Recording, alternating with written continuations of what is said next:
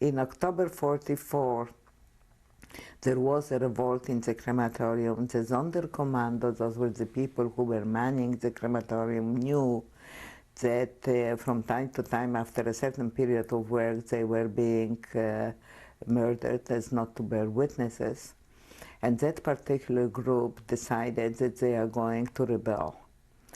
They used this gunpowder and manufactured little hand grenades made out of metal round boxes of shoe polish with a wick and filled with gunpowder, and when you lit it, it exploded. I don't know how much damage it did or it didn't.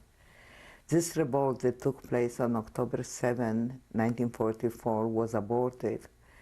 Either they were betrayed or whatever. All the Sonderkommando people were killed. But the crematorium was destroyed as well. There were 4 crematoriums in Birkenau, and one was destroyed by this. After the revolt, the Germans found these little handmade grenades, and they identified the gunpowder, which of course we didn't know that gunpowder has some special characteristic. They identified this gunpowder as coming only from the Union and only from Pulverraum, where my sister worked. They